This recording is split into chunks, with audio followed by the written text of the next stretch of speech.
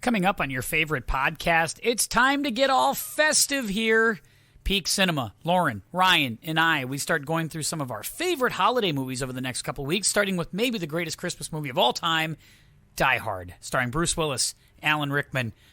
We will get into the whole is it a Christmas movie debate, plus so much more. Let's get going. Let's not waste any time. Die Hard, Peak Cinema, Lauren, Ryan, and me, next on the pod. Eve in L.A. But a team of terrorists. You want money? What kind of terrorists are you? Who said we were terrorists? Have their own holiday plans.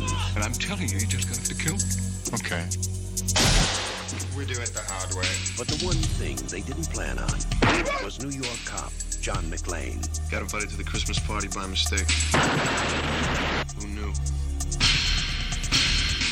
Do you really think you have a chance against us, Mr. Cowboy? Yippee-Kay-Yay, mother... And you'll have it. They have already killed one hostage. This channel is reserved for emergency calls only. Lady, do I sound like I'm ordering a pizza? Come to Papa, honey. You really an American? Only if New Jersey counts. What does he think he's doing? Job. They're using artillery on us. You idiot. He's not the police. It's him. He's an easy guy to like. Welcome to the party, pal. And a hard man to kill. Bruce Willis. Die Hard.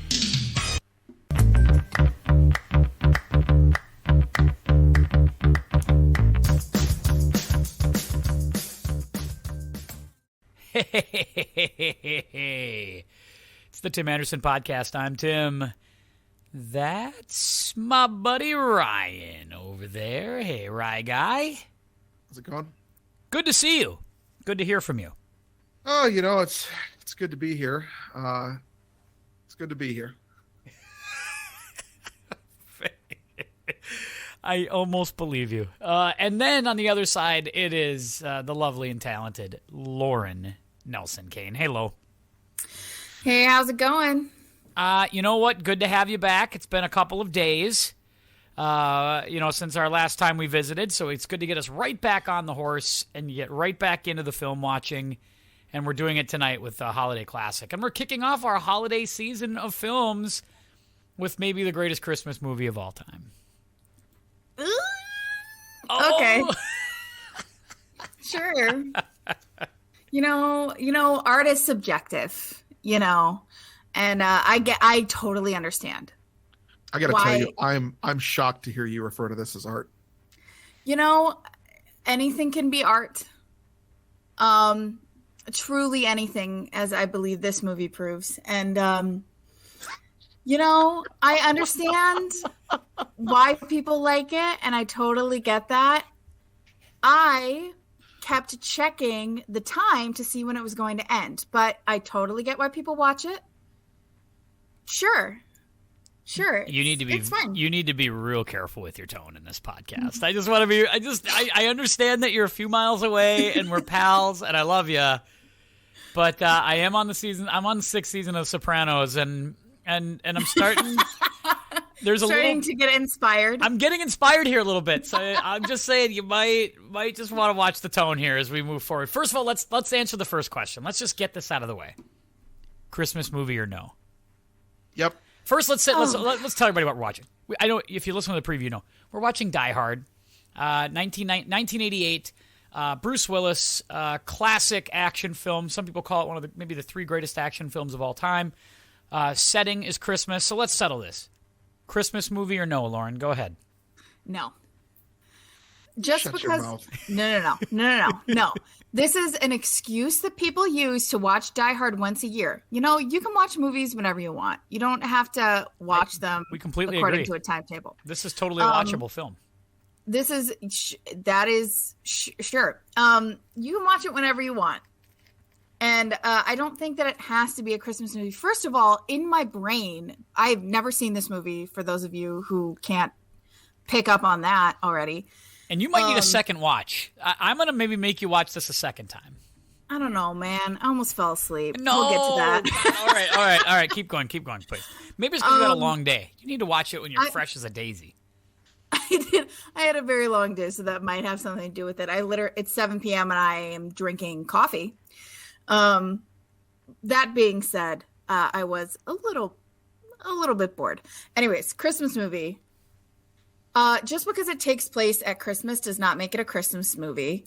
For one, I thought that this movie took place in New York. No, and so I was like, oh, maybe it's like the scenery of the snow and maybe you get a couple of shots of a giant Christmas tree or something. No, none of that. It's L.A. at Christmas. Yeah, they celebrate it too in California. I hate to be that person. I know, but it's LA at Christmas. All of the like imagery that you get with Christmas is winter, and you don't get any of that in this movie. Which I think the only reason that you know it's Christmas is because the credits have a Christmas song in it, and at what the are you very talking about? beginning, They're playing Christmas music the entire movie. No, they're not. No, they're not. No, they're not. There's a giant goddamn tree in the middle of Nakatomi Plaza. There's a giant tree in there. At the very beginning of the movie, they are having a Christmas party. And then at the very end of the movie, there's a Christmas song, and there's very little Christmas reference in between. That's not true. That is not true. It keeps on giving the whole year. In fact, at one point, you know what bothered me too? At one point, one of the cops or the news people, one of the annoying people outside of the building, is like, man, it's Christmas Eve. It's Christmas Eve? Why are they having an office party on Christmas Eve? Some companies don't have lives. It's the 1980s. They don't slow down. That was back when we had work ethic and pride. And right. lines of coke and cocaine.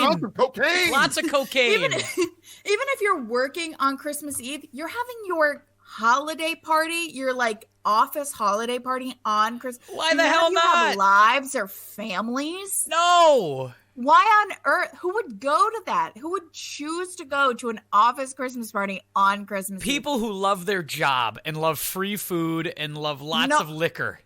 And cocaine. And cocaine. Lots of cocaine. Oh, Tim, nobody loves their job. That is a lie. That is a lie this movie is telling you. It depends on how much cocaine you like. Can we just talk for a second? You can do cocaine at home. We just talk for a second about the fact that the people in this movie desperately need a labor union. Yeah.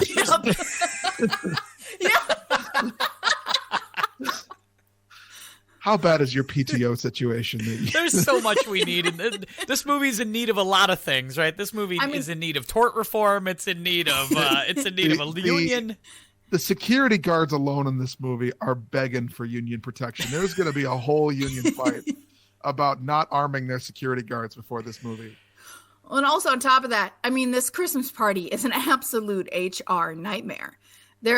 At one point, there are two people having sex in an office somewhere. Hey, you know what? It can happen. It can happen. We're breaking it up in the hallways at school sometimes. I mean, what the hell, you know? By the way, just on that specific point, you can tell that this movie was A, made in the 80s, and B, for men, by the gratuitous boob shot that happens when the terrorists are pulling that woman out of that office. That was actually a Playboy Playmate too, circa like 1987. Well, I read that thank you for your service. That's a Tom Kane fact of the week. I didn't even look up for it. I was just like, I wanted to give. I'm sure you have other. Thank you for your service. Yeah, exactly. That's what I say. Thank you very much, and also with you.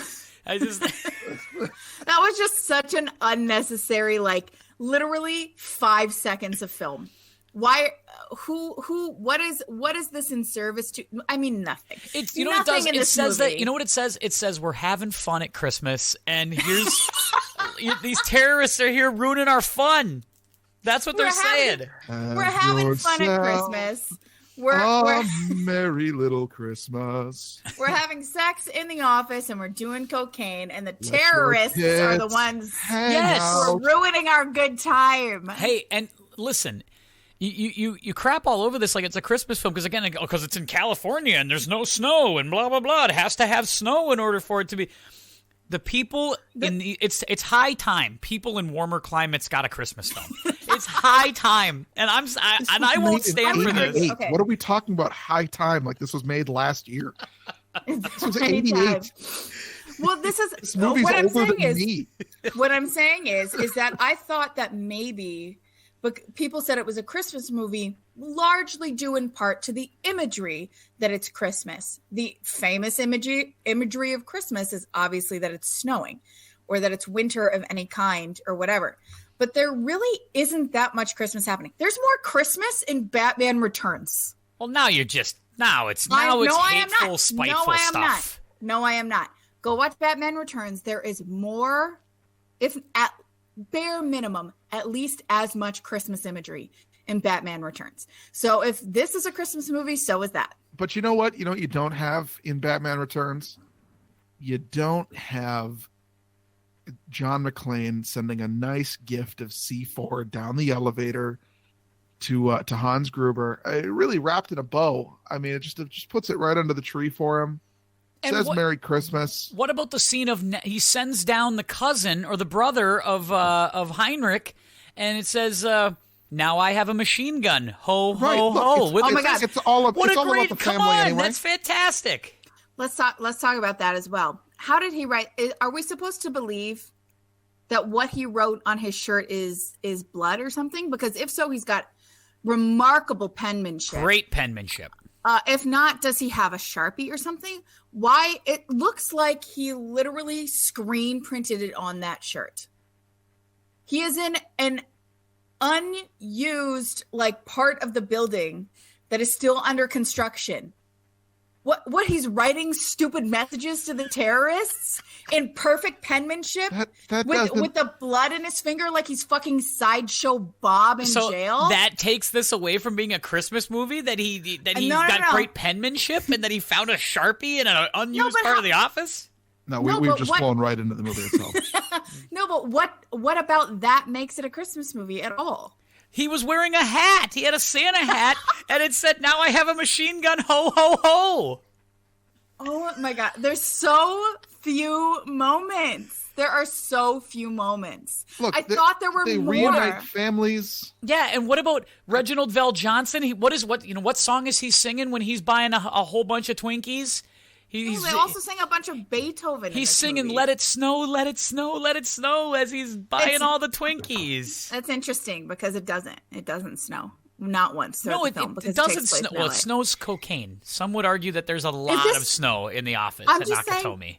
I'm just saying that this movie is Alice. This is a fictional story, and they had complete autonomy over how to write it.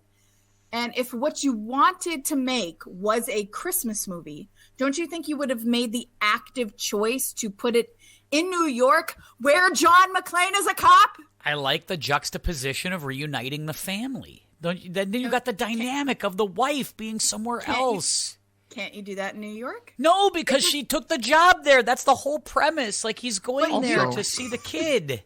This isn't a real story. You can change that. But that's what makes this story unique. It makes it interesting. By the way, also New York in the 80s takes crime seriously.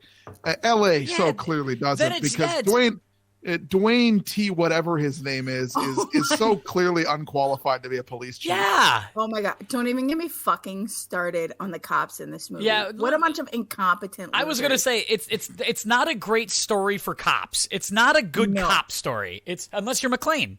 It makes McClane look like a New York cop Al is smart. Powell. Or Al Powell, real smart. Or Reginald Veljohnson. Yes. Reginald Veljohnson is legitimately, I think, maybe the only person in this movie that I actually like. It's kind of funny because I'm starting to think Reginald Veljohnson only plays overweight police officers. When you think of his life on Family Matters, Turner and Hooch, and this one, it's like, does he play anything? It's like, I got a great part for you, Reginald. Reginald, you ready? Overweight cop. Well, was this... Wait a minute, I just played that. In the movie Die Hard. Did you say... Yep, and now I got the script called Family Matters, and I think you're going to love it. It's called But You're an Overweight Cop. Oh, okay. So similar to what I... Yep.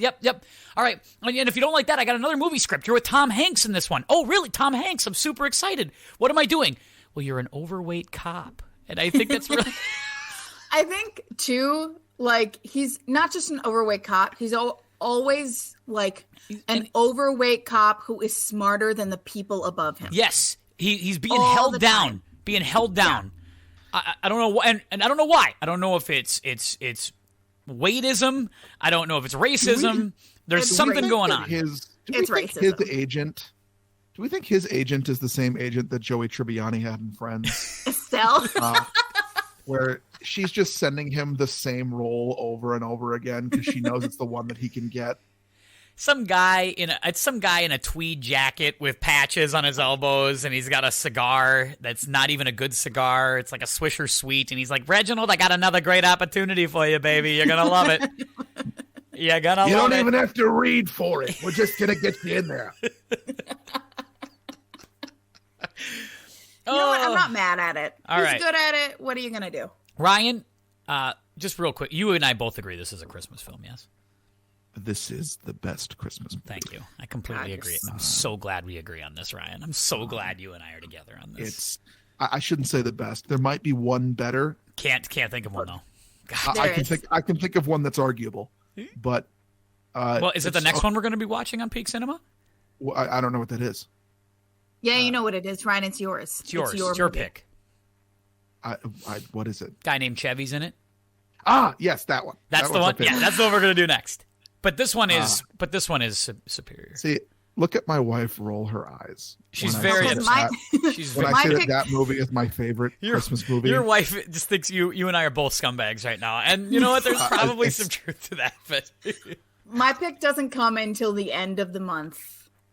And it is it's the best one. I'm sorry if you disagree, but you're wrong about that. I'll be bringing the smoke for that one if you're going to continue to sully Die Hard like this. Is it P.S. I Love You? Is that what we're doing last? It was down to Love Actually and in that one. Oh my God. No, Love Actually probably. That's the one I was thinking of. I don't know. Yeah. I could change this podcast around and talk about how much I hate Love Actually for an hour and a half without taking a breath. You know what? We'll talk about that when we talk about Alan Rickman. We'll get into that in just a little bit. Maybe we'll tie it in. We'll figure it out. Anyway, plot of this film, just for those of you who haven't seen it, which, by the way, if you haven't seen it, get off your ass. Go see it.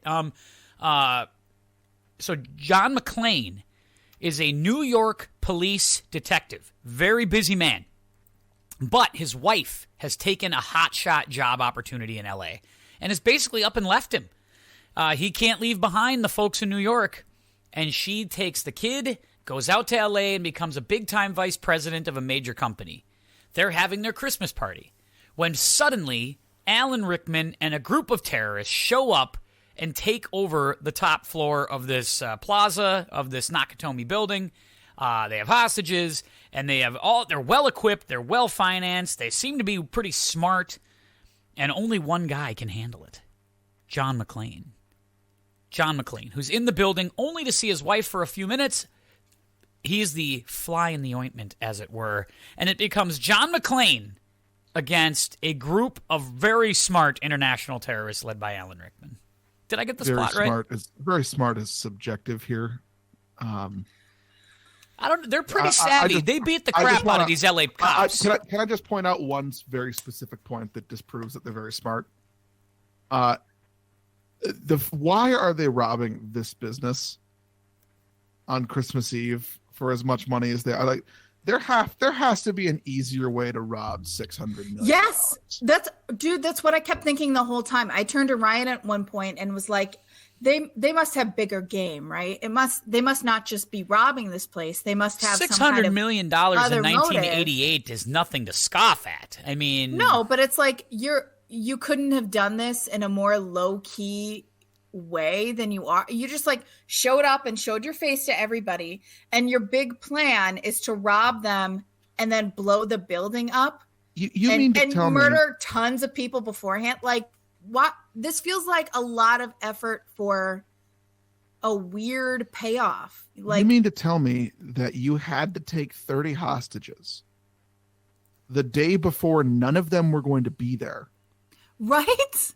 With all of this equipment to get into them, not dependent on the hostages. No, he needed the codes. He thought it would be easier to get the codes from what's-his-face, Takagi. But he ended up using the drill anyway. He did end up using it anyway because every good bad guy has a contingency plan. You gotta have a contingency plan. But could he not just have, like, kidnapped Takagi somewhere other than his building and tried to get the codes from him there and then if that didn't work. Well, now that's a lot of move on with work. this Here plan. you already got him in the That's a building. lot of It's a work. lot of work to do that.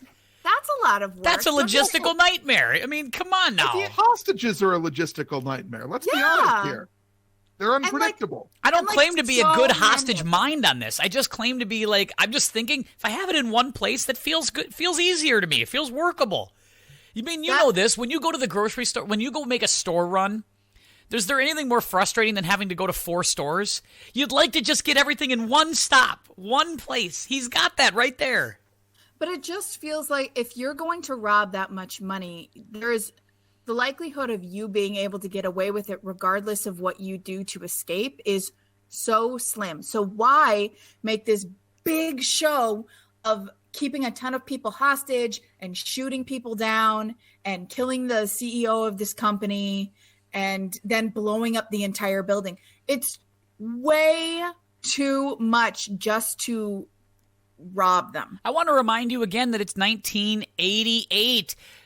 Everything is in excess. Nothing's easy. Nothing is simple. But come look, on. I just want to point out, right? All he has to do. You weren't alive then. You don't get it. All he has to do. Is If we're going to do that, we cannot do that. Around. All he has to do is look around, if he wants this to be simple, at his apparently very intelligent crew with very good jobs and some security who know what they're doing, and say, hey, if any of you are looking for a last-minute gift from me, I have one. I'd like this Takagi guy, the boss, right here tonight.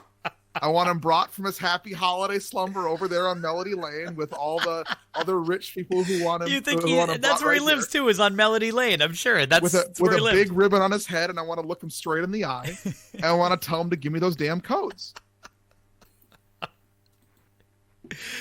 It's not bad. Hallelujah. Holy shit, where's the Tylenol? Like that's the end of it, right? Like that's so much easier than taking 30 hostages in the 30th floor of Nakatomi Plaza. And I kept thinking to myself, like, I'm watching the whole movie. Alan Rickman doesn't talk about his plan to escape until maybe the last 30 minutes.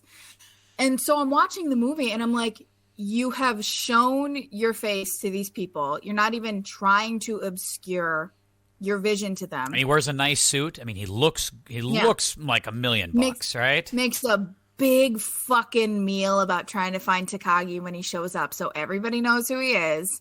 He's negotiated with Holly a couple of times, and I'm like, how is he going? What is his fucking plan to get out of here? And then he was like, well, we're gonna blow the place up and fly away in helicopters. And I'm like, do you think they won't try to find? That's a lot of money. Like, you can't. They had the truck down in the semi down in the garage if they needed it. They were good. They had plans. I mean, they'll probably like get away in that moment, but there's no way they are getting away with it. Do you know what I mean? The whole point was to say that was to fake their own deaths, right? Like he makes that clear toward the end of the movie, with that if everybody's dead, no one knows who absconded. They won't be with looking for us. Yeah, of course. That's a huge plot hole in the movie because the news is publishing who he is. Yes. So they know who they're looking for when they're sifting through the rubble. Like, oh, wait, Hans Gruber's not here and we're conspicuously missing $600 million in bonds. I wonder where those two add up. It's just... So I'm yet again forced to question, are these guys really that smart? I don't think they're that smart. I just think that they're European and they wear suits. I think that's all it takes. I will not have this sullying of Hans Gruber and his crew. I mean, they planned this thing right. They were spot on in so many ways. And you know what this sounds like to me? This sounds like they let it snow. They got into Ellis's coke pile and said, "Hey, buddy, I got a great idea. We're gonna go down to Nakatomi Plaza on Christmas Eve, and we're gonna knock the place over for those bonds in the safe. And we don't have what? We're just gonna kill everybody. We'll just kill everybody and pretend like we're among the dead. And no one's gonna know it's us. We're just gonna show our face to everybody and God. No contingency plan there at all. We are not wearing ski masks. We're not even going to try to hide our faces. They are gonna know us. I'm like, what? This feels dumb. This feels actively dumb. Maybe they were thinking kind of like modern day. Like maybe they forecasted, 40 years from now, 30 years from now, there's going to be a pandemic and everybody's going to wear masks all the time, and we'll stick out by not wearing them. And now then it'll be a thing. Stick out. It'll be a thing. It'll be a thing. Anyway, let's get some facts out of the way. I can't do it. Ryan looking at me like that. Here we go. Domestic box office 1988. We have not done a 1988 film yet. This is the first time we've visited this year. So here's a listen. Welcome. This year is this is a real hodgepodge year. It's not a murderer's row year. There's some good stuff in here, but it's not a murderer's row year. Number 1, Who Framed Roger Rabbit? Oh, I love that movie. 156 million. Coming to America, Eddie Murphy. Back when Eddie Murphy was still making things happen. Not one that I've seen. Good Morning Vietnam. Not bad. Good one. Good movie. Crocodile. Big. Big is number 4. Tom Hanks. Big. Crocodile Dundee 2. The sequel did $100 million. Good God. 3 Men and a Baby is 6. That's a good movie. Our film, Die Hard, is number 7. Die Hard is 7. Moonstruck. I'm surprised it's so low. Well, it ended up doing $140 million overall, so I think it carried out into the next. It might have carried into the next year a little bit. No, July 15th is when it was released. Yeah. I think it did pretty well video-wise too, and obviously it's on TV all the time, so it's done well for itself. Yeah. Mailbox money. Mailbox money, yeah, precisely. Cocktail number 9, Tom Cruise. Never even heard of that one. Not a bad film. Not a bad film where he's a bartender and there's a spicy Elizabeth Shue in there, that movie. So there you go. You have that going for you. Beetlejuice is 10. Beetlejuice is 10. A Fish Called Wanda. Willow. Rambo 3. Scrooged. Nice. Bull Durham. Twins. Nightmare on Elm Street 4 is number 17. Colors, Young Guns, and Biloxi Blues is the top 20 for 1988. Yeah, there are some good ones. I would say the top 10 are pretty. They're decent. It's not a year of like the major league, like big time, huge budget blockbuster film. Like even this film has like a $25 million budget, which isn't bad. It's not a bad budget, but that's not freaking Jurassic Park by any means or anything like that. I mean, it's just a good old fashioned action film. It's nice to see Nightmare on Elm Street 4 get bowl eligible for this year. They did. Good to see it bucking its head. Good to see those 4-time sequels bucking their head in the top 20 in a big in a big year. Yeah, that's exactly what you want to see. It's huge. But it's not it's an open year. There's some decent stuff, but it feels like it's more. There's room for critical acclaim in 1988. Like if you this is a transition year. This is where we're moving into something else. I feel like. You have Who Framed Roger Rabbit in there, which is probably, I mean, it's got to be a top 15er for me. I totally love that movie. And also Good Morning Vietnam, which I have not seen, but I am aware of its presence. It's a good one. You know what I noticed about this? A lot of original stuff in that last 10. Like a lot of like really creative, different, like Beetlejuice, totally original. Yes. This is based on a short story or based on a series of short stories. The Die Hard is, but and Biloxi Blues is a Neil Simon play. I mean, that's adapted into a film. But a lot of original stuff in here that Big feels completely fresh and different.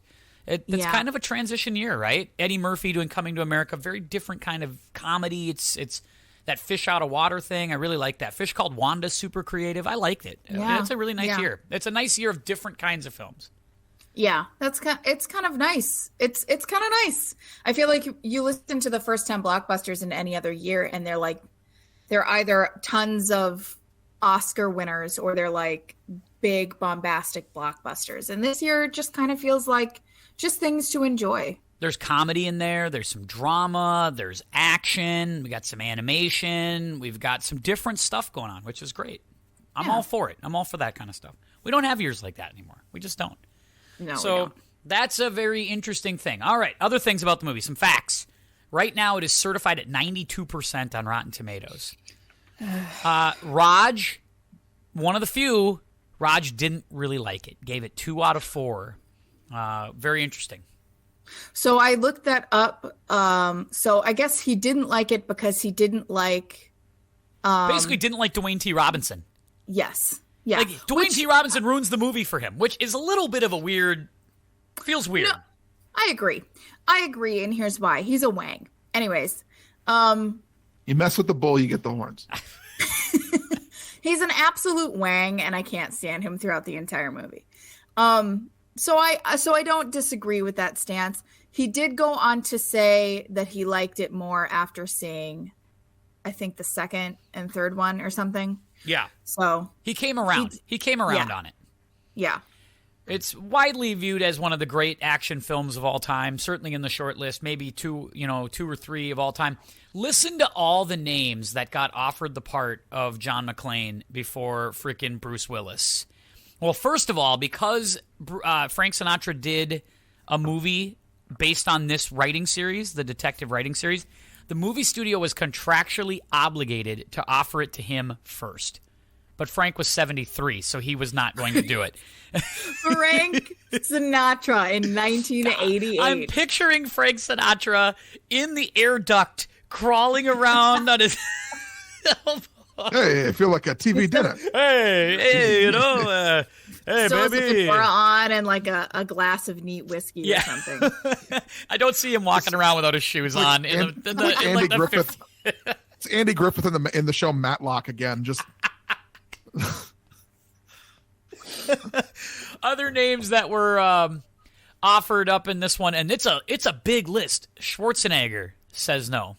Stallone says no. Al Pacino was offered. In fairness, if you give it to Schwarzenegger, you wouldn't be able to tell him from the villains. That's a good point. Him and Han. He has a better accent than the villain. His name's Hank Gruber, and he's played by. This is my brother Hans. I am Franz. I'm the good guy. We are here in California, and we are fighting. Those evil American terrorists that are in Nakatomi Plaza stealing $600 million. They're up in Nakatomi Plaza. Bruce Willis is playing Hank Gruber, just trying to get his crew in and out of there. That's goddamn. Anyway, Al Pacino's offered this part, says no. Robert De Niro is offered this part, says no. They go all. Get Pacino. Originally, Bruce Willis says no because Bruce Willis is doing a very popular show at that time called Moonlighting with Sybil Shepherd. And he's winning Emmys. He's getting nominated for Golden Globes. He's a television star at this stage in his career, and isn't sure he can get away for filming. Only ends up taking the role. First of all, they give him $5 million, which was unheard of at the time to do this. But then he's able to get away because Sybil Shepherd is pregnant, and they need to take a break from the show. So he's able to get the part based on that and that alone. Pretty incredible. I will say that. I think that is the right choice. Sometimes we talk about this and I'm like, oh man, I wish I could have seen that version of this movie. I don't care to see any version of this movie without him in it, to be quite frank. I think that you're not interested in a Mel Gibson version of this film? Mel Gibson's doing Lethal Weapon at the time. This could have been a Mel Gibson film. I don't want to see that. And I think Mel Gibson did that enough. He already had Lethal Weapon, whatever. I actually think that I don't think that Another this great movie Christmas is movie, super.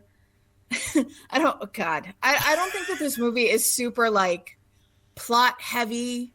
It's got like just enough of a plot so that it makes some kind of sense.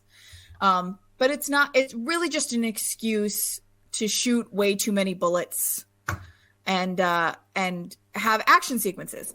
And I think the only thing that makes it for me is the performances. The actors in the movie are very good.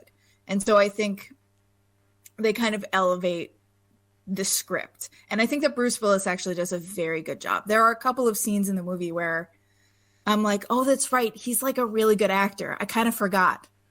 This was a big part for him. Like, it's a huge breakout chance for him. And it's at this moment where he basically just is like, this is his George Clooney and ER moment where it's like, I'm no longer a television star. I am action movie star going forward. Yeah. From here. And it's a pretty pivotal spot. And other big names that turned this down. The role for Holly. Meryl Streep was offered the role, said no. Really? Yeah. Kirstie Alley was doing Cheers at the time, couldn't take the role. And it goes, I think there were, I'm trying to write, God, where did I have my notes? There was two other names that stuck out. I'm like, what? No way. They didn't offer that to that person. No chance. But also, this is another good one. Alan Rickman's part of Hans Gruber, originally offered to guess who? Can you take a shot? I have no idea. Arnold Schwarzenegger. No, they didn't say, you can't do McClane? How about Hans? No. Sam Neill. Jurassic Park, What? Dr. Alan Grant, Sam Neill. Dude, what? Yeah. That's not all that weird to me. He's played because he played some bad guys before, and people thought he played a good villain. I watched him play a villain in The Tudors, and it was pretty good. Oh God, I don't think that he's. So they picked the people that they did to play the terrorists based on how physically menacing that they looked, and I don't think that Sam Neill is that physically menacing. Do you know what I mean? I can see that. Not to say that I don't think he could play a villain. He has done it before and he's done it well, but just based on looks alone, I don't see that about him at all. Alan Rickman is an intimidating looking and sounding person. Let's talk Rickman right here then. Rickman gets the part. He's 41 years old. This is his film debut. He's done some television. This is the first ever film, American film that he does, and it's this one at 41. This is the introduction to America for Alan Rickman in 1988, this giant part. And yet there's not like this he feels so natural for it. There's no rawness to it. He's not green at all. Like, he is pro because he's a stage actor and a little bit of a TV actor in Britain and Europe. He comes here and he takes this part and he's not even a villain. He didn't even want it at first. He's like, I'm not really a villain. That's not really what I do. It's amazing. He's totally a villain. I mean, he's obviously now incredibly well known for playing Snape in Harry Potter. And the reason that he pulls off that so well is because back in the day when the books weren't finished and the movies were still coming out, nobody knew whether or not he was a good person or a bad person. And he towed that line so well. He is such a magnificent villain actor. He's such a magnificent actor. But the reason that this feels so natural to him, I think, is just because this is it. This is him. Whether or not he did anything like this before, I have no idea. But this is so obviously just comes very natural to him. He didn't do anything like this before. Yeah, and the fact is, they even said that he flinched. Like, he was not good with the guns. Like, he flinched whenever he had to shoot a gun in the film because he was just... It's not his familiarity. That he had no experience with guns in any way, shape, or form through his theatrical career, through anything. What a wuss. I know, Ryan. Ryan, fire any gun you want. Whatever. And by all accounts, he was like an incredibly delightful person. I think the actress who played Holly, what is her name? Bonnie Bedelia. Thank you. She had talked about how, they used to have lunch every day on set during the movie, and he was just an incredibly sweet and lovely person. And it's always the nicest people who play the worst people the best. Right. It's always seems to be that way. That's always kind of been the report with Rickman, though, right? From people that he's worked with, that he was always a class act. Super humble about things, right? Like, I think it's because when you're 41 and you get the success, it's not like you got it at 18, you had a kid part at 18, 19, and you took off and you had mailbox money from the time you were 18. That guy was grinding TV shows, plays over in Britain, just grinding for any name he can get. So when you get a role like this and you're 41 years old and you take off from here and you get a career starting now, I would assume you appreciate the path to stardom a hell of a lot more than beforehand.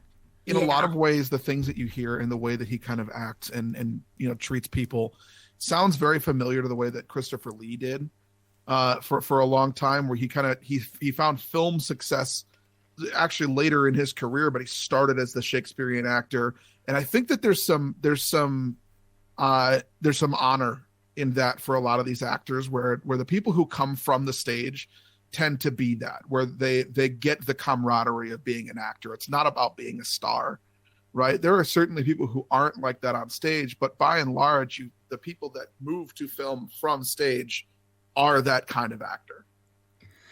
I also think that it matters in this movie specifically. This is his film debut, that Bruce Willis, this is not his film debut, but certainly the thing that catapults him into becoming a movie star. And so there's an appreciation for what they're doing as well. I don't think Bonnie Bedelia is that famous beforehand. I think she's TV as well. I think she gets a lot of TV stuff. Yeah. And I think there's something to that where maybe it's a good thing that you don't have a Meryl Streep or a Robert De Niro in this movie, like a super crazy seasoned actor. So you have all these kind of relative newcomers just kind of creating something together. And I think that's what works about this movie. I think the movie itself and the way that it's written, and it's such a fucking dude movie. I don't think any of that is particularly amazing, but I do think that Bruce Willis and Alan Rickman and Bonnie Bedelia all elevate the work. I think Reginald Veljohnson elevates the work. I think that's what grabs people about this. He ends up going on a total run from this, although there's some weird choices after this film for Bruce Willis, and then we'll get into Alan Rickman's choices as well, because as a guy who said he didn't want to be a villain, he goes on a nice run of villainy for a while here. But so he finishes Moonlighting in 1989. He goes on to do a movie called In Country, then two Look Who's Talkings, another Die Hard, The Last Boy Scout, Death Becomes Her, Pulp Fiction, Striking Distance, North. He goes on a run where he's basically working 2 to 3 movies a year for the next 15 years. He now has officially 143 acting credits to his name on IMDb. Bruce Willis. From a relative obscurity, and I think you're onto something with that, Lauren. If there was a big-time actor, Schwarzenegger, Stallone, Streep, who had a name, who had a reputation, who had a look, like if this was Stallone, for example, all of a sudden you're comparing it to Rambo, or you're comparing it to Rocky, or you're comparing it to something else. If it's Schwarzenegger, you're comparing it to the Terminator or Predator or something else. Because it's Bruce Willis, you're not really comparing it to anything. And with Rickman as this bad guy, you get a fresh villain. You get somebody that you've never seen before. And I think if you're an American audience person, you dig that. You're so in on the fact that this is a new person to look at who is interesting and different and charismatic and can absolutely carry the scene when he's in it. I think we don't appreciate enough how successful a movie can be when you cast people who are not outlandishly famous. I think that there tends to be a thing that they're like, oh, we need to cast someone with a name in this movie or else no one's going to see it. Not true. Die Hard has Bruce Willis in it. He literally mostly only famous for Moonlighting. And they made an active choice to keep him off of the posters because they didn't want anyone thinking that this was anything like that show. Right. Because it's not. Right. So there is no face to this movie at all. They cast Alan Rickman, who's a newcomer to film, and a couple of other people who had done things before, but again, all fairly green to the big screen. I think we don't appreciate that enough. If even I'm talking about now, like Marvel movies, some of the best ones are when they cast people who we don't know. Yeah. Shang-Chi is new, but it is literally one of my favorite Marvel movies. I didn't watch Kim's Convenience. I didn't know Simu Liu from Adam. No. But he's magnificent. And the rest of that cast I've never seen before, and they're all magnificent, and it's one of my favorite MCU movies. Getting fresh faces is nice. I agree with you. I think that's more important than people give it credit for. And now this movie is an absolute classic because of the actors, right? Not because of the script. Oh, hang on now. Don't hang. Whoa, hang on. It's now. not. We'll get there in a minute. Rickman also moves on. So he does Quigley Down Under right after, which is a sequel, Western film. He's in that with Tom Selleck. Robin Hood, Prince of Thieves, which we were just harping on Robin Hood, Men in Tights the other night. Prince of Thieves, he's the sheriff of Nottingham. So we get to compare Alan Rickman to Roger Reese is basically what we're comparing to after that. I'll take Roger Reese. Yeah. Although I love Alan Rickman. But then, yeah, Rickman does a lot of, goes back, does a lot more British stuff, does some classic work for a while, and then he emerges again in films like Michael Collins and Dogma and Galaxy Quest. He starts really stepping out and then makes on a nice run in the 2000s where he does things like Love Actually, Harry Potter, and all those films down the line. Nice career for Alan Rickman, all starting with this film. I will set Tom Kane up for his own Fact of the Week lecture with his own daughter here in just a minute. But Lauren, do you know who Michael Collins is? No. Okay, I'll let your dad explain it, but suffice to say it's a big piece of Irish history. Are you going to give the fact, or are you just going to wait for my dad if we want the Irish fact of the week here, this doesn't count as Tom Kane. Wait, this is not the Tom Kane fact of the week? He's going to want to talk to you about this. Okay. But Michael Collins was one of the leaders of the IRA during the troubles of the 1920s. One of the original IRA leaders, anti-crown people. It's actually a very famous person who is often misconstrued for many other Michael Collinses. Yeah, you say Michael Collins as if that isn't the most common name I've ever heard in my entire life. You might as well have just said John Smith, but sure. No, absolutely. I just wanted to. That's your Tom. Oh, we'll make that the Tom Kane fact of the week. I didn't really have time to find one. This was kind of pull the rabbit out of the hat there. But Michael Collins is your Tom Kane fact of the week. Okay. It's not the Michael Collins fact of the week. It's the Tom Kane Michael Collins fact of the week. What we call mailing it in on the week the Vikings lost the Lions.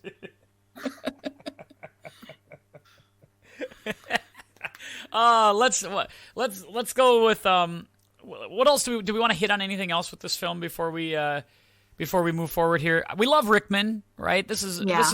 My wife and I were just talking about this. There's an audience of people. There's a generation of people who know Rickman for Hans Gruber. He is Hans Gruber. That's just who he is. And then there's an audience of people who know him only as Snape, and that's it. And then I don't know where I'm in the Hans camp. I'm assuming you're in the Snape camp. I mean, I'm a millennial, so I'm obviously in the Snape camp. Although I also loved him in Dogma. Do you like him in Galaxy Dogma Quest? and Galaxy Quest, yeah. Galaxy Quest is funky still, isn't it? I watched that one I watched that over the summer. I'm like, man, this movie's weird, but I'm glad that he did it.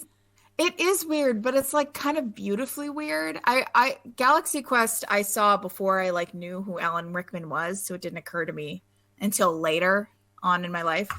But he's great in it. I mean, it's such a weird, delightful little movie. I don't know. We can talk about that later. Rickman's one of those guys that in my mind, before he died, he was always the guy that you kind of wanted to cast in a scattershot of roles, right? Yeah. Where, if there was a casting thing that came up, whether it was the MCU, whether it was the X-Men or Doctor Who, Alan Rickman's name was always one that kind of came up in these nerdy circles. Oh, so many missed opportunities. It's really sad to think about it, because we're kind of getting cheated here. We're getting cheated a little bit on some Rickman, late career Rickman, something like this, where he could be. Mm-hmm. Yeah, we're getting. Well, first of all, I feel like we got robbed a little bit here because he didn't get a career really going until he was 40. So you wonder, but let me ask you this then before we move into the favorite scenes: is this or Love Actually a better Christmas movie with Alan Rickman? This. Ooh. This is not a Christmas movie, but it's better than Love Actually. I hate that movie. What do you hate about Love Actually? Is it Alan Rickman? Do you hate Alan Rickman? No. Even though Alan Rickman's kind of a shitty guy in Love Actually. He's not that great. It's actually Liam Neeson and the kid that she hates. Oh, the kid, yeah. Screw that kid. He's a pain in the ass. Quite frankly, it's all of them. It's Hugh Grant's relationship with his secretary, who they keep calling fat, even though she's a size 4. Yeah, she's hot too. The whole it's Colin Firth's relationship with a woman who can't even speak English. I'm waiting for Liam Neeson to kick somebody's ass in that movie too. That's the problem. I keep waiting for him to I got a particular set of skills. I will kill you. Merry Christmas to you. And Would have been a better movie. And Andrew Lincoln, Rick Grimes is like a stalker, right? I mean, it's very creepy, Rick Grimes. Yes. This certainly isn't the seed. That movie certainly isn't the seed of like a ton of kind of like creepy romantic comedy tropes, but it literally piles them all into one movie. It's like a clown car of tropes. Is that what you a clown car of like the door opens up. Toxic romantic comedy tropes. I absolutely hate it. What's wrong with the couple that doesn't speak the same language? What's wrong with that? Okay. The problem is that they don't understand each other, but they're in love. It's like the Little Mermaid. They're communicating through physical affection and shit. It's nice. No, Colin Firth is in love with her, even though he doesn't know one single thing about her, and she does not speak his language. What do you mean you're in love? You don't know this woman. You're stalking her, you freak. It's getting awfully loud in this house. What a great way to start the Christmas pod. Oh, I just love it. It's so good. All right, let's get back to our film. Favorite scenes. Lauren, give me your favorite scene. I got 100 of them, but let's go. I got a few. I have a few. Good. Literally none of them are action related. And look, I know I am who I am, and I like action movies. I like superhero movies. I like fight sequences. None of them I find particularly interesting in this movie. Absolutely none of them. We can get.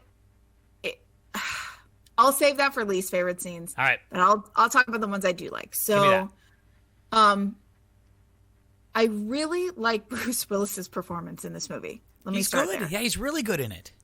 I think he's actually pretty fantastic. So my two favorite scenes are the one where he's talking to Reginald Veljohnson about his wife and how he could have been more supportive and he should have just come out here with her. And this like goodbye he's giving to his wife. It's such a beautiful scene. It's so well done, and he's holding back tears, and Reginald Veljohnson, you can see his heart breaking as he's listening to him talk. It is immediately undercut by guns, but it is before that happens. It is an incredibly well done, well acted, well written scene, and I really appreciated that in this in the rest of this movie of all of this excess. This very, very subtle, tiny little scene. I loved that. I think the whole thing with the chemistry they create, like between Al Powell and the thing that's funny is that they never really even see each other until that last scene. And actually, they kept them apart during the shooting of the film until that last scene too. So what you're seeing is like them for the first time, and it's pretty great the chemistry they have. It's really a fun thing going on between those two guys in that film. It's really awesome. I like all those conversations. They're really good. I agree. I like their relationship throughout the movie. Ryan, give me one of your favorite scenes.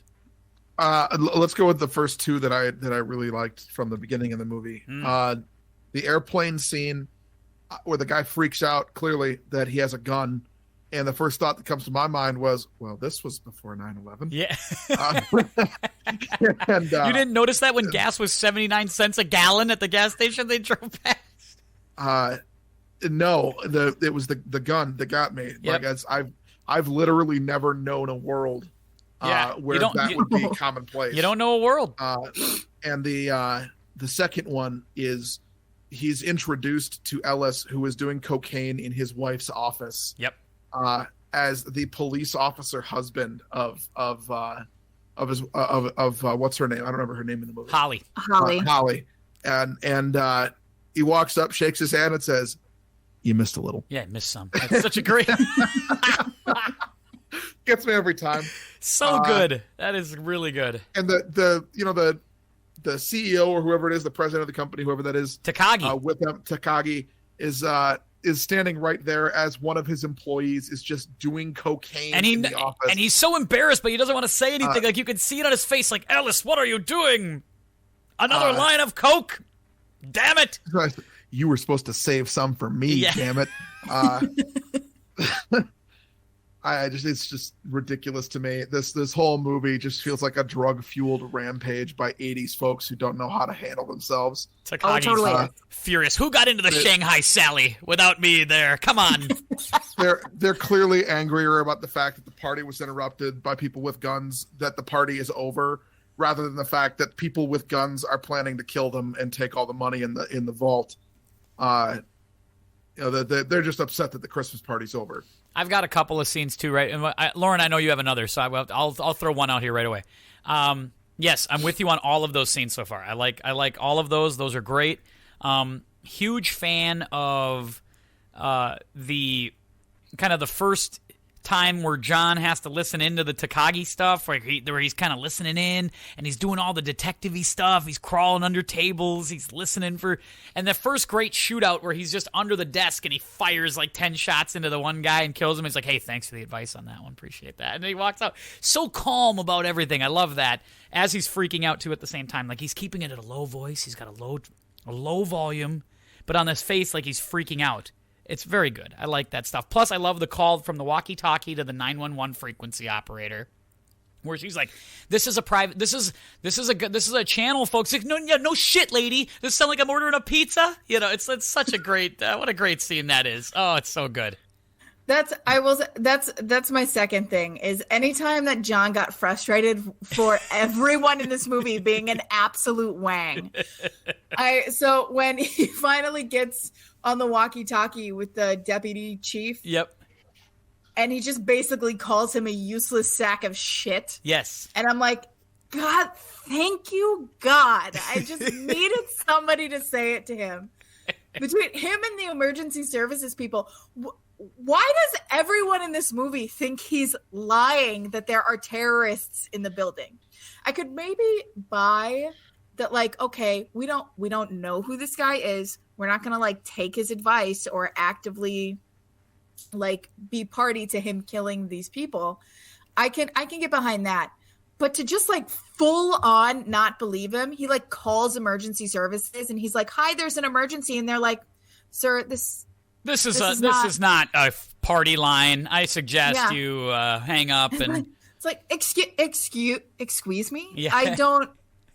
Why does everybody think he's lying? He basically dares him. Yeah, okay, come down and arrest me then. Come on down here and just pick me up. It'd be great.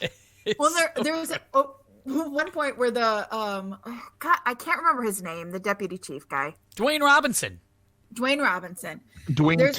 T. Robinson. Let's get we can't forget it. Dwayne T. Robinson.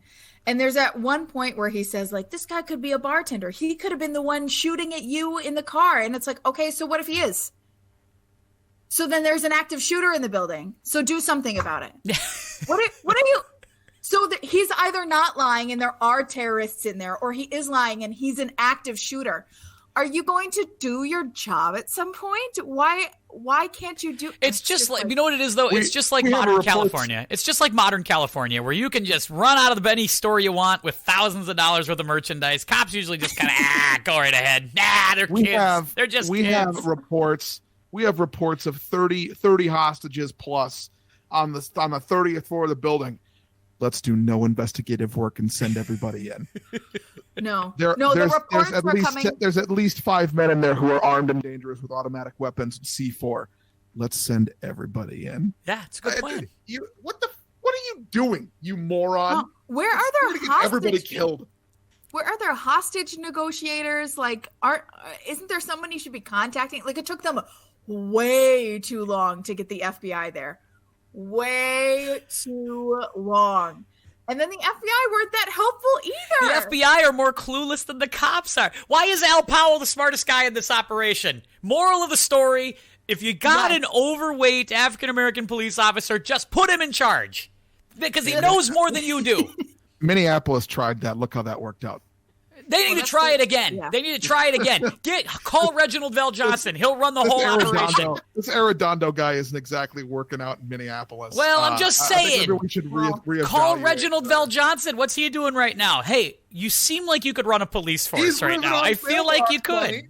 He's living on the mailbox money from he's essentially got a police pension. He's thanking right Steve Urkel for his living right now. Steve Urkel pays for everything, and John McClane. He's essentially got the police pension right now, where he's retired after years of service as a police officer on television. You know what? Yes. Amen. Reginald Veljohnson. You got another scene, right? No. No. I gotta love it. I gotta love Ellis too. I have to. Hans Booby. I mean, if Hans Booby isn't one of your favorite quotes or scenes ever, I don't know. Ellis he's so slimy, but yet you're like, every scene Ellis is in is great. Every scene. Hans Booby, I'm your white knight. I mean, come on. Okay, you know what I love about that scene? Because I was wondering why they were getting him like a Coke in that scene, and I was like scrolling through the IMDb trivia page on it, and they were like, the illusion is that he asked them for Coke, and they gave him a Coke because they don't understand it, which is the funniest thing, the funniest little gag that I feel like you really have to pay attention to. It's a good bit that the first time we see him, he's having Coke. Last time we see him, having Coke. Having Coke. Yeah. But Hans Booby, if that's not one of the 10 great Yippee-Kay-Yay motherfucker and Hans Booby, if those aren't the two lines that come out of this film, I don't know what else could there be. He's pretty good. He improvised that line too, which is like, which that's is why a great one. Alan Rickman's reaction's natural. Like, it's a real, like, because he's like, I didn't know that was coming, but I liked it. It's a great reaction. It's a great scene. I love it. So good. Least favorite scenes, Lauren. Oh my God. Every fight scene. You're so bad. You're the worst ever. Dude, I can't stand them. I don't think they're particularly interesting. And on top of that, it very much has a Star Wars problem where like everyone has a gun, but no one can seem to kill anybody. And they're just like, they just have these machine guns and they're just like wasting bullets all over the place. He has that pistol for the majority of the movie with seemingly unlimited bullets. Well, he steals them off the guys after he kills them, don't you know? That's what he does. Let's be real, Lauren. Ammunition in the 1980s cost about a gumball. And in fact, they actually got them out of gumball machines. John would go ahead and put a quarter in one of those machines, turn it, about a handful of bullets would come out. It's just that the wall is lined with ammunition, and that's just where they find all their bullets, because it was more plentiful than you guys missed out. The 1980s and 90s were just great. You guys missed out. It sounds like it was just cocaine, bullets, and boobs, like just everywhere. Let me tell you this. Would you rather live now in the time of political correctness and COVID, or would you rather live in the 80s?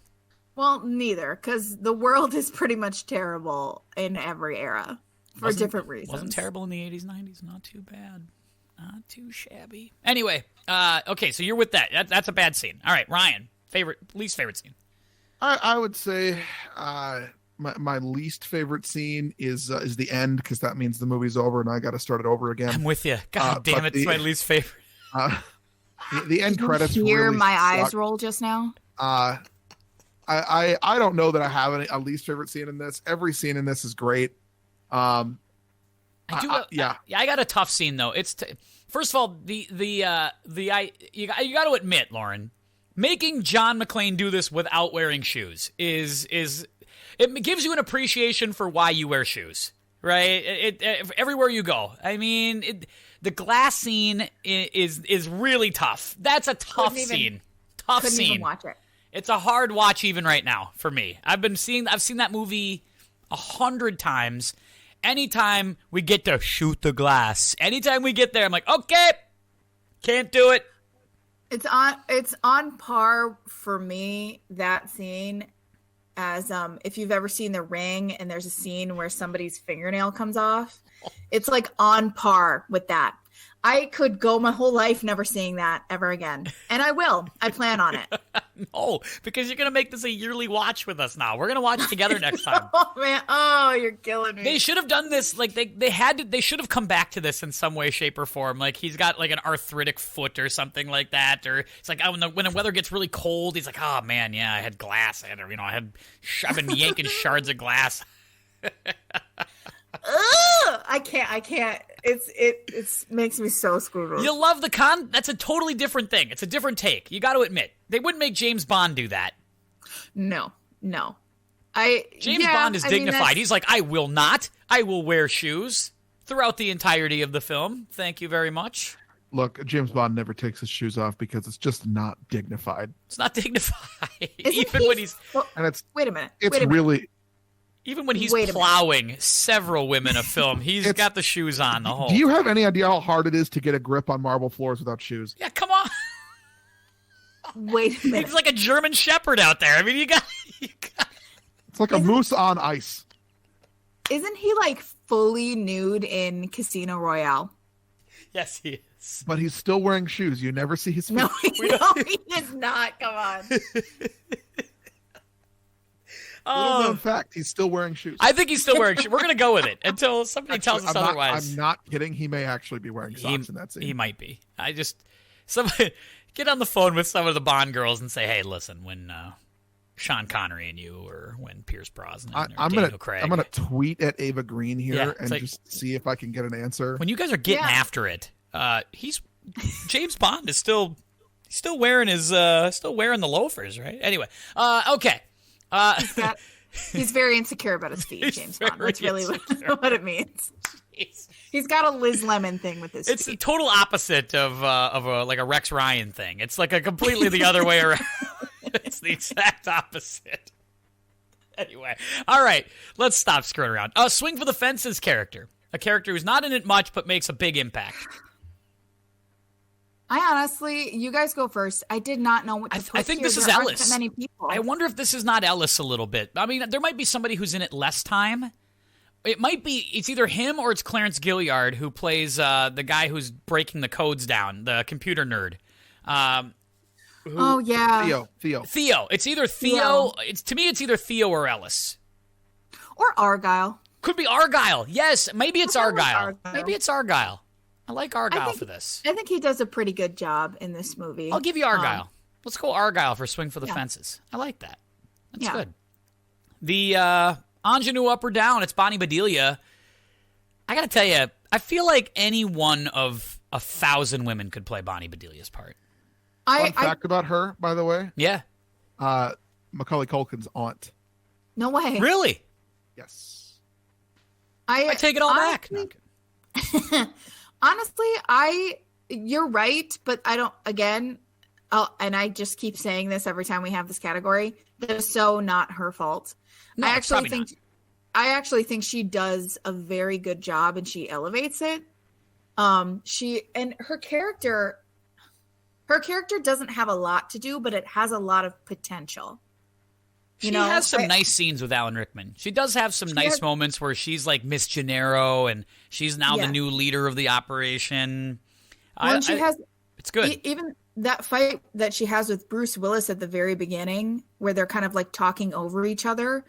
I thought that was very, very well done. And I think that she as a character is right, quite frankly. She didn't like up and leave him. She got this incredible opportunity. He wouldn't go with her. And so now they're fighting about it. And I don't necessarily disagree with her. And I think that she is trying to be as mature about it as possible. And she does all the negotiating with Alan Rickman because she's a very strong and capable person. She doesn't want to be there, but she knows she has to. And I think that Bonnie Bedelia pulls that off very well. It could have easily been very flat.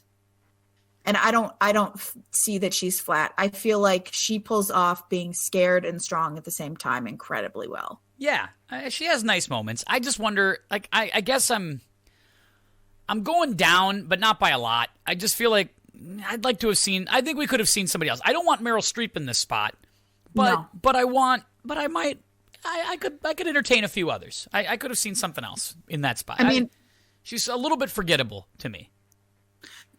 But I think that's the part. That's the part. You're right. It's probably not all her fault. I don't blame it all on her. And she does have some nice moments. I think, any other actress would have been just as forgettable because she's just not in it a lot. Yeah. She's just not in it a lot. She's just kind of weak in the kind of the damsel-y stuff at the, I just don't, I'm like, I don't know. Is she? I'd say, I mean, this is not exactly my favorite portrayal of a woman in an action movie or something, but I think given what she had, I think that Bonnie Bedelia did a very good job. So I'm going to go up. You're going to go up. Ryan, you can break the tie here.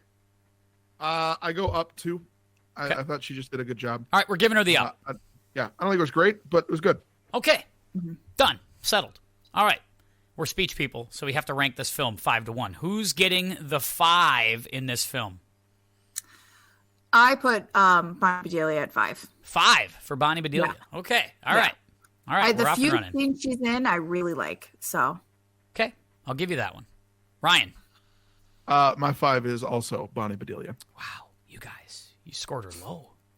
I was going to give her, I gave her a little more than that. I'm going Ellis at 5. Hans, Booby. He's got 3, he's in like 3 scenes, and in all 3 scenes, he gives us something to remember him by. Totally in it. Like, he is in it to win it the whole way. I love it. He's got the great cocaine scene with Willis. He's got the scene, hey, Spreck and C negotiate. He does the whole John Boy thing on the walkie-talkie. He basically just totally mucks up the whole thing. He's a total idiot, but totally memorable. Hans, Booby, going with it. Ellis is 5. I have Ellis at 4 for the same reasons. Wow. And I had to I couldn't decide which one I wanted to put at 4 or 5. I think I could have swapped them easily. But I just feel like Ellis has a few more like funny scenes, just a little bit more to do. So I gave him a 4. Love it. I also have Ellis at 4 for the same reasons. This is starting to become. I'm wondering if you prep this at all. Like, you're just like, I'm just gonna let Lauren go first. No, yeah, stop that. I just finished watching this movie like 30 minutes before we got on the podcast. So, and it's great.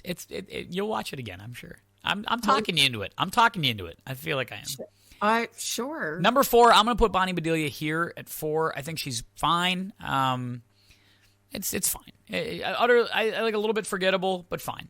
No problem in this spot. I just definitely think there are 3 stronger performances for sure. Yeah. All right, number 3. I did Reginald Veljohnson here. Al Powell. Me too. Yeah. Me too. Yeah. I think he's fantastic in this movie. And like I said earlier, his relationship with Bruce Willis is easily my favorite stuff. He's got a lot to do in this film in the sense that he has to somehow be memorable and create chemistry from completely away from the action. Like, he's not in until that last scene at the end when he actually does the shooting, and there's that. What a great setup, and it has to end that way. It has to end with him getting that validation at the end. It's so good. I like it. It's a great part, and he delivers it. It's awesome. Totally it's probably agree. what got him Carl Winslow on Family Matters. Probably what got him the part. It's very likely. It's very likely. So, good for him. I like this. For him. Ryan, you in on this? My 3 is actually Hans Gruber, Alan Rickman. Oh, come on now. There's a specific reason, and look, it is about as close as it gets. I'm absolutely splitting hairs between my top 3. I'm splitting hairs. Okay. All right. You know what? This is Earl all over again. I don't want to hear it. Splitting hairs. Okay? Splitting hairs. This is like the Fred Ward Award. This is the Fred Ward Award. This is the Earl Bassett. It's happening all over again. Stop it. He's very good, but what loses me here is the scene where he's playing Bill Clay. Oh, this is great. That's a great scene. What are you fucking talking about? Because it's not one of my favorite scenes. It's not. I think that it's in my opinion, it's Rickman that loses the scene. Wow. Rickman's throwing 105 in that scene. Are you kidding me? I don't think he is. Oh my God. Wrong about that. If he is, it's a wild pitch. About that. If he is, it's a wild pitch. I don't like the scene. Dude, you're killing me. You're killing me. You live in the same house as him. Kill him. Go into the other room and hit him right now. I can't believe I wrote in my notes that he has a better American accent than he has a German accent. He has a better American accent than Bruce Willis, and Bruce Willis is freaking American. It's a great scene. What are you talking about? right. don't like this movie, and I like that scene. All right, Ryan, I'm going to let you speak. I promise I won't say anything. Lauren and I are both. We're going to stop. We're going to not talk. We're going to let you have it. I've said what I need to say, and y'all have said what you need to say. Let's just move on. Oh my God. You know what? It was a bad omen, all of us agreeing. We were agreeing too much. Ryan was going to have to throw a wrench into it. You knew it. You knew it was coming. You knew he was like, Earl Bassett all over again. Let's go. I have opinions on things, and y'all just don't respect them, and that's fine. Oh, God. You are costing this man his award. How dare you? No, How dare number you? 2. Who's number 2 for you? Actually, I did Bruce Willis at 2. Me too. Yeah. And I love Bruce Willis. I like I've said, I've praised his performance in this movie a couple of times already. I think he actually does a very fantastic job.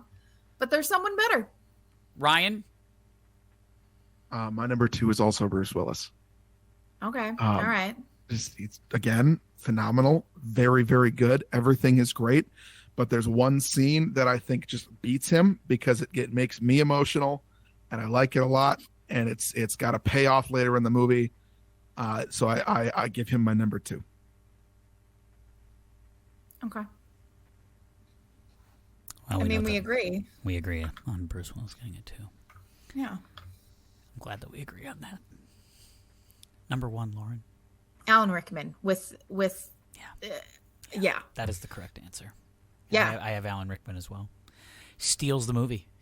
Bruce Willis is great. And that tells you how great Alan Rickman is. Yeah, he is. He steals it.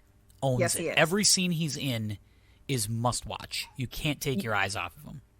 Yeah, I'm so mad you hate the Bill Clay scene because that is legitimately my favorite scene with him in it. I hate it. It's not that I hate it. I just think he loses on that scene. You sit there and you wonder, Lauren, when you watch this film, you go, how did this guy not get in a movie until he was 40? Yes. Because he's how does he not do movies before this? Like, you get him in, like, he is, he owns it. There's no rawness, right? You think back to everybody's first movie, the first time you saw George Clooney in anything, he was raw. He was all over the place. Mark Wahlberg, when you watch Fear, the big hit, you're like, Mark Wahlberg doesn't know how to freaking act. There's talent there, but he's so raw. Alan Rickman is not raw. Like, he is so comfortable, and he looks like he's been there 1,000 years, and he's so good.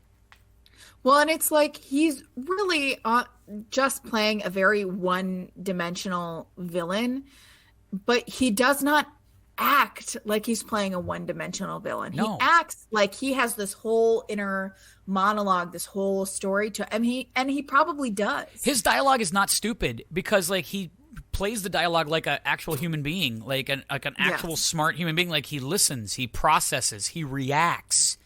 He doesn't just, is it my turn to talk? All right, cool. No, he sits, he pauses, he holds reactions. That scene in the elevator with Takagi at the beginning of the film where he's just like, do, do, do, do, do, do, do.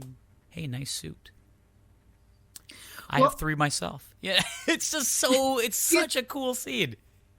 On top of him just being a fantastic, like, very menacing actor, his reactions to things are almost just as good. That's part of why I like that Bill Clay scene so much, because you can see it on his face, processing that he's meeting John. Yep. And then immediately figuring out what he has to do to not get shot. Right. You can see all of that happening on his face, and it's fantastic. He's so good. He's honestly, he elevates this script magnificently. Just waiting for you to tell me you like the movie. It's got to happen sooner or later. Ryan, I do. Number 1. Okay. I'm going to take my headset off because this is going to get loud for just a second. I already know it's freaking coming, but... Oh my God, I hate this. My number 1 is Alexander Godunov as Carl. I'm kidding. I was going to absolutely choke the life out of you. I swear to Christ, I was going to come through I was going to come through my computer screen and kill you. I was going to choke you out. It's the we're both professionals, but this is personal scene. I'm kidding. For me, it's Reginald Veljohnson. He gets my 1. Like I said, it's tight, it's close the entire way.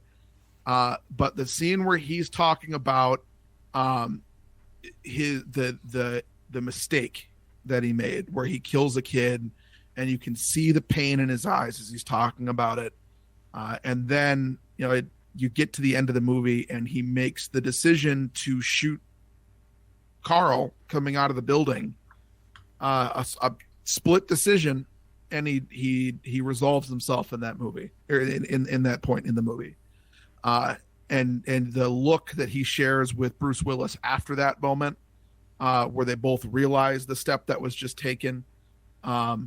I just think it was a great setup and a great payoff, and I was really happy with it. I thought that he played that part perfectly. He certainly did. He did, and I don't want to diminish him, because he is pretty fantastic in this movie. But he's not Alan Rickman. Alan Rickman is so much better. I love that. I mean, I love the sentimentality here. I do. It's just wrong. This is where I want to just Fine. It's fine. Go have some gabagool. Anyway. It's fine. It's wrong, but we're gonna let you. Such a jackass. Oh, I gotta let you have it. Oh my god. Oh, guys, I thoroughly enjoyed. Oh, by the way, I know it's one of the favorite scenes. I just have to say this lastly. Any scene in the air ducts. I mean, when he's crawling around and he does the line he has the lighter and he pulls it out and goes, "Come on to the coast, we'll have a few laughs." It's come on. There's some scenes that's one of the great lines that I leave. That and Hans Booby, I leave with those lines. Sidebar. Okay, so this movie has a lot of famous lines in it. A lot of famous. And I basically spent the entire first half of the movie waiting for him to say, "Welcome to the party, pal." And I swear to God, every time somebody said party, I was like, it's going to be. No, it's not. It's going to. So I wasn't paying attention. But you got the payoff on "Welcome to the party, pal." I was pretty excited when I heard that line, because I've been waiting 45 minutes for them to say it. So "Welcome to the party, pal" is a good one. Welcome to the party, pal. Yippee-Kay-Yay, motherfucker. Doesn't make as much sense in context as I thought it would. Makes less sense. He talks about how he's a fan of Roy Rogers, and that's how he gets the Roy name. Yippee-Kay-Yay? Roy Rogers. Roy Rogers yeah, it's Roy Rogers. He always says, I had no he's idea. like, "What do you got, Mr. Cowboy?" He's like, "I was always kind of partial to Roy Rogers myself." And he has his phrase is "Yippee-Kay-Yay." I had no fucking idea. You don't get to ride off into the sunset with Grace Kelly. That was Gary Cooper. Yeah. I had no fucking idea. And then he was just, he in my brain, it's the type of thing that you say right before you throw a grenade.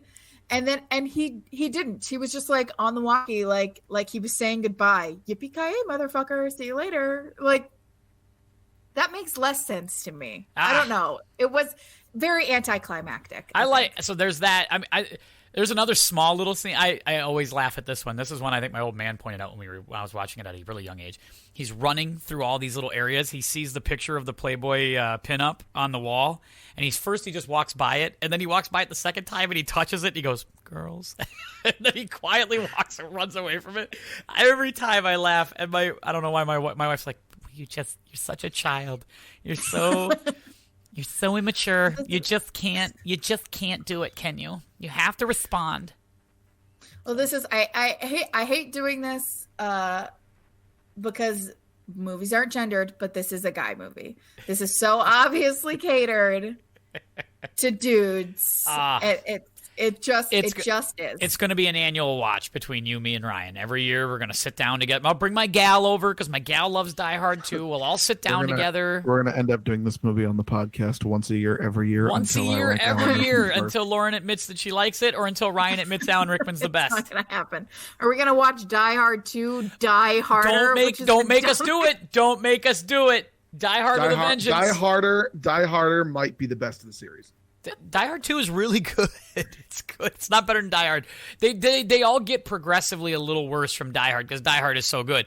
But Die Hard 2 is pretty good, and Die Hard with a Vengeance is good. After with a Vengeance, it falls off a cliff. Falls off a cliff with a Vengeance. Yeah, the other ones, the new ones, terrible. What's the most recent one? Live Free? No, Live Free. I think was A Good Day to Die Hard. A Good Day to Die Hard. A Good Day to Die Hard. Anything after Die Hard with a Vengeance, not worth your time. Simply These not worth your time. Are almost as bad as the Fast and Furious titles. Almost. Hey, that's not a movie franchise. That's a family. It's a family. Those are real family films. We got more coming up on Peak Cinema. We've got 2 more holiday films to break down over the next couple weeks. You're going to love them. This time we're actually going to take a legitimate... well, this was a pretty legitimate Christmas movie. But we will take one for Lauren where there's snow and there's trees and there's lights and all of those things that Lauren requires for it to be a Christmas movie. We will move Christmas. into that category. Well, I mean, Christmas is in the title, so we'll give you that going forward. So we're going to get into some Christmas stuff. We'll get into another film next week. I think Lauren will be much more of a fan of that. I think we're all fans of it, but I hope you will be too. Again, tweet us out. Keep listening. Continue to say nice things about the pod. Continue to support the podcast. I would greatly appreciate it. You can find us everywhere you get your podcast. Send me an email, timpodcast1@yahoo.com, or drop us a line, facebook.com/TimPodcast. I think we're on Twitter at Tim Anderson Pod, Instagram, Mr. Tim Anderson, everywhere. You can find me anywhere. And we'll definitely send you some love there. Of course, Lauren's on Twitter. You got to go find her. It's usually at a pretty, it's a dirty name. It's Go Fuck Yourself on Twitter. You can't miss her. She's there. You'd think she'd love Die Hard with a Twitter handle like that, but that's not the case. All right. So until next time, for Lauren, for Ryan, it's Tim saying keep your head up, and we'll see you.